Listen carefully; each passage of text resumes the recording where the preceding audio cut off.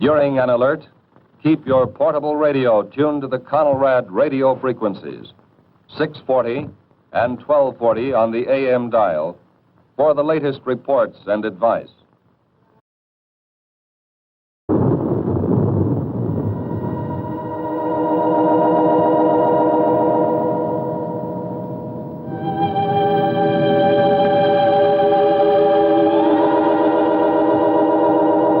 Attacks us with nuclear weapons, danger will come not just from blast or heat or nearby radiation effect, but also from fallout.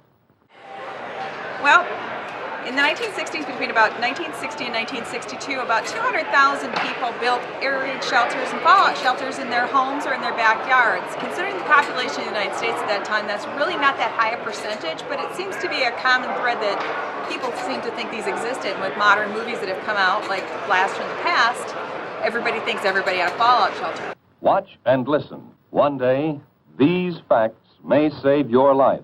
What is this fallout, anyhow? Just bits of radioactive fall out of the mushroom cloud of the nuclear explosion and settle on the ground. These bits of matter can be dangerous. A fallout shelter of this nature probably would have been in your basement. This is roughly 15 by 15, not that far off on accuracy for size-wise. And in today's money, would have probably cost $20,000 to $30,000 to build. But when a wartime nuclear explosion occurs, a serious fallout follows. Thousands of tons of atomized earth, building materials, rocks, and gases may be thrown into the air. Consider, at the time, with the propaganda that was put out by the U.S. government, people planned to spend about 2 weeks in this shelter. Imagine spending in a 15 by 15 space 2 weeks with 4 or 5 of your family members. Very little ventilation other than what a ventilator or ventilating vents would have done for you. There's your potty right there. Imagine how that smelled after about a week. Being full of waste, we'll say. Water came also in those big tubs. So what you ate was what you could keep. It didn't need to be refrigerated because there was very little electricity, if anything at all. There were small power generators, hand-cranked ones, and also foot-cranked ones. So. And the mushroom cloud containing them sometimes moves as high as 100,000 feet, nearly 20 miles up. Some of the radioactive particles spill out near the explosion site. Others may be carried for 10, 50, 100 miles or more. Depending on how much money you wanted to spend and how much money you had available, you could get these items. People could buy for their own homes these large sanitation kits that had toilet paper, bandages, cups, and everything else. You could buy those for your home. They also had them for the large industrial services, for the, we'll say, public fallout shelters.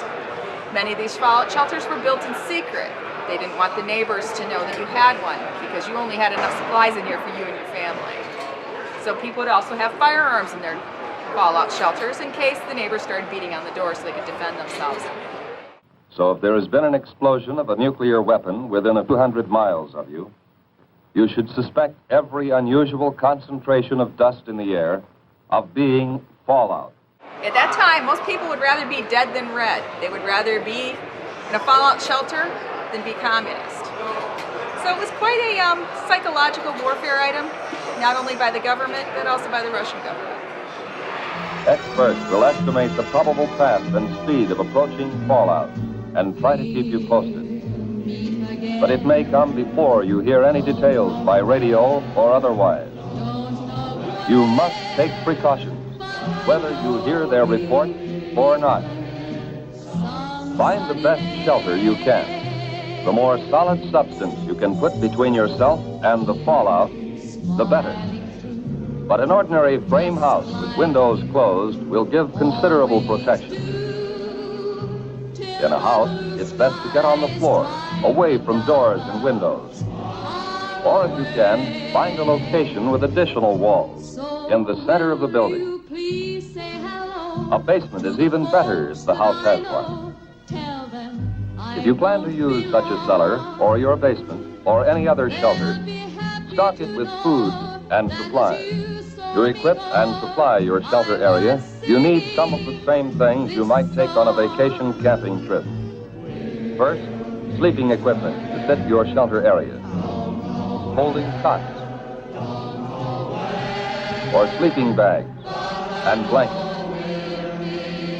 Then, food and water. There should be at least a 2-week supply. You'll want plenty of fruit juices and lots of your family's favorite canned foods. As soon as it is safe for specially protected crews to get out into the open, these highly trained civil defense radiation detection teams will make a thorough check of radiation levels and characteristics. Right now, today, before there is an alert, take time to learn the civil defense 5 steps to safety.